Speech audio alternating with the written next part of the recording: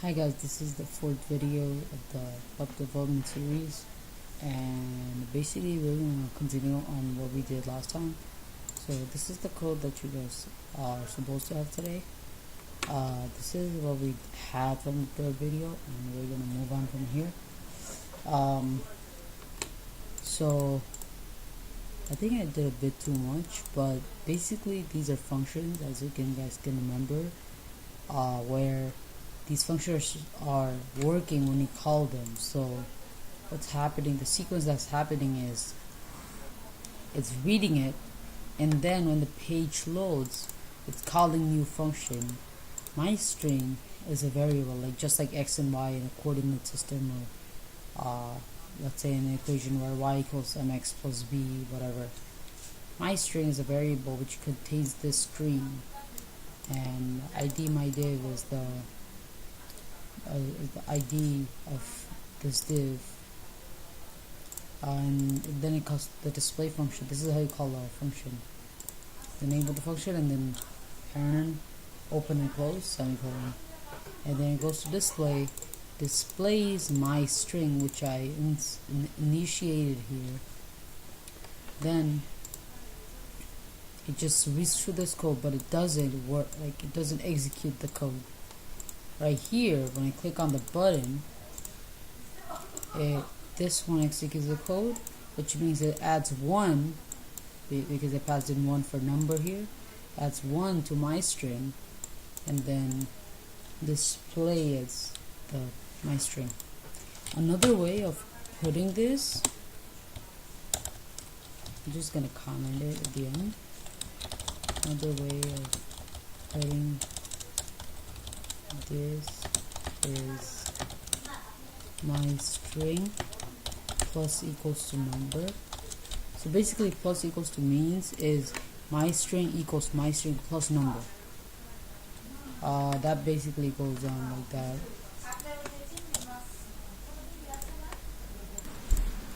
So yeah, and then from here on we'll develop on our new skills. So basically that's how you use a button. Now we're not going to use this file anymore, so let's just create a new file. Sublime. Then just save this as video for HTML, and then we can create HTML going from there. I'm just gonna do this video for script style,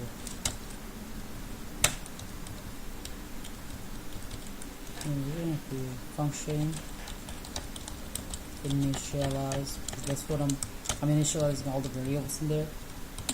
Then I'm gonna unload, initialize. Yeah, basically that's it. So that's like what you have to do, like for a basic one. So in this one we're gonna make a program that will generate a random number. So we just change this to random number, random num. So basically we can have a div right here, and then I ID that to random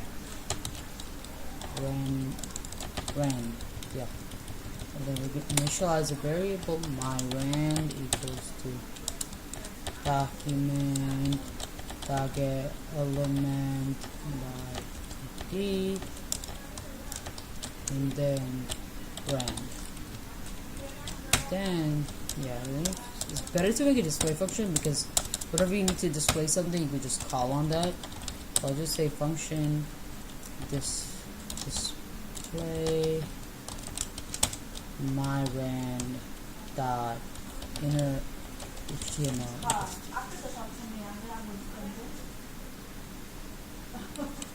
Yeah, inner HTML and go. So yeah, so I'm just gonna create a number known as my random num plus 0, and then I'm gonna have like I'm gonna make a function generate random integer. Just gonna move this function above this.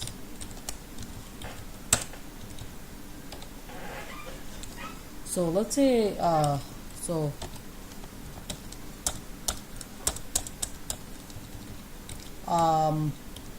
know what I'm gonna do? I'm just gonna put let's say my num.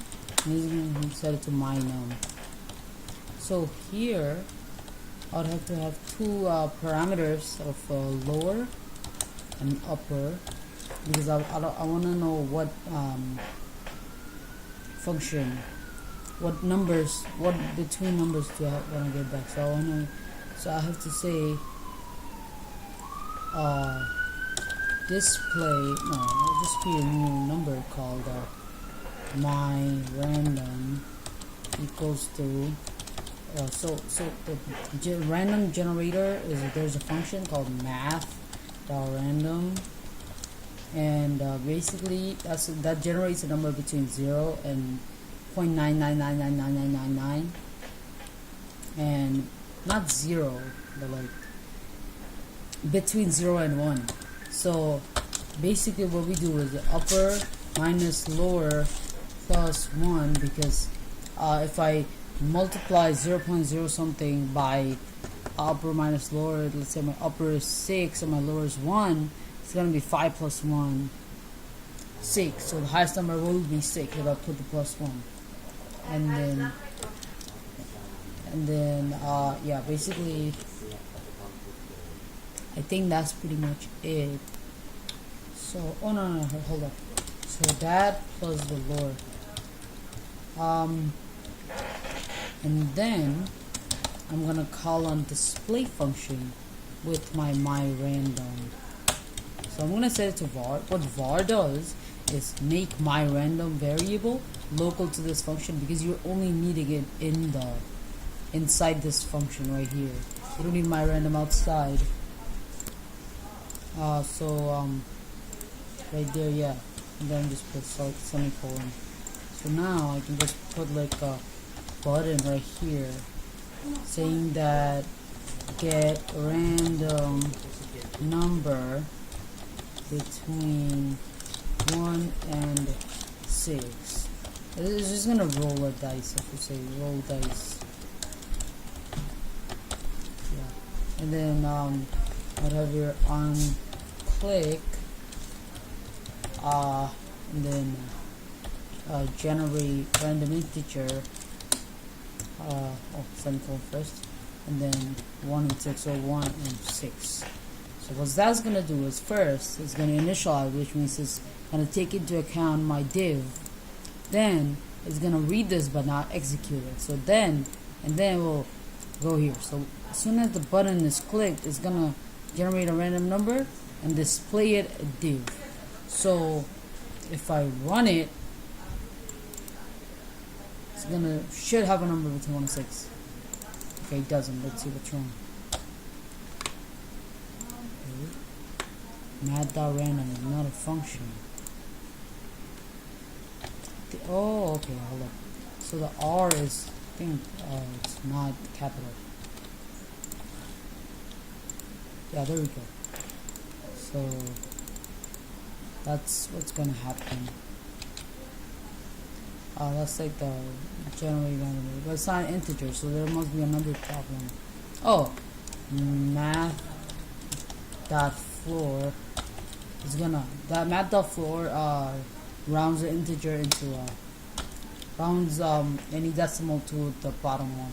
So if it's 5.99999, it's gonna go down to a 5, and so on.